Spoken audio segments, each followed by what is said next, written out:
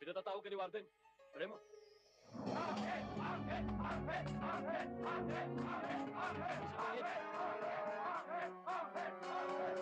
Gusto kong makausap ang direktor nyo.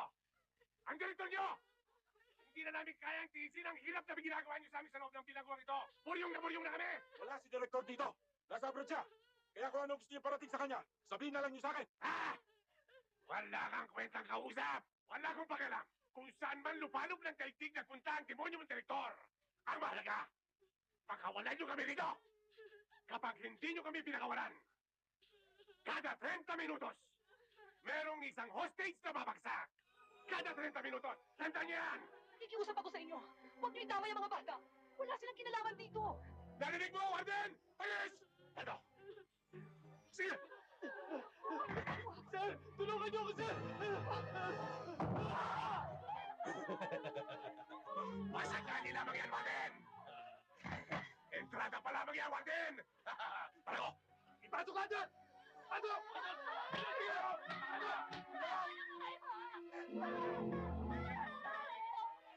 Ano, Warden? Ah! May maingay! Lagay sa gitna ang mga hostage! Lagay sa gitna! Warden! Pinatawag niyo raw po ako, Warden. Oo, kausapin mo sila. Alam kong pakikinggan ka nila. Hindi po ako nangangako. Angel, gawin mo magagawa mo. Marami silang mga hostage, mga madre, bata at si doktora. At isa pa, ansuin mo, nakasama sa loob. Warden, makikiusap lang ako sa inyo. Huwag muna kayo makikialam. Kausapin niyo mga tauhan niyo.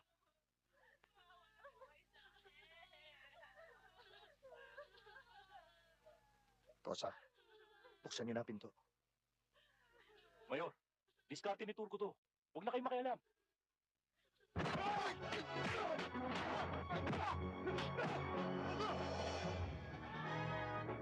Turco!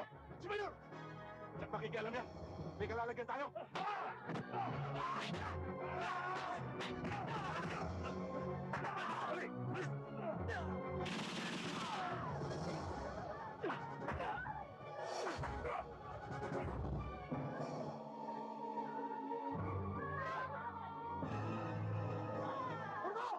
Walang kinalaman ng mga tao yan sa problema natin dito sa loob! At lalong hindi sila sagot sa paglayang hinihingi mo! Ariel! Huwag kang makialam dito! Magiging demonyo ka! Kapag hindi dumating ang bugog na direktor na yan, lahat ng hostages dito, papatayin namin! Papatayin namin! Huwag ko makinig sa akin!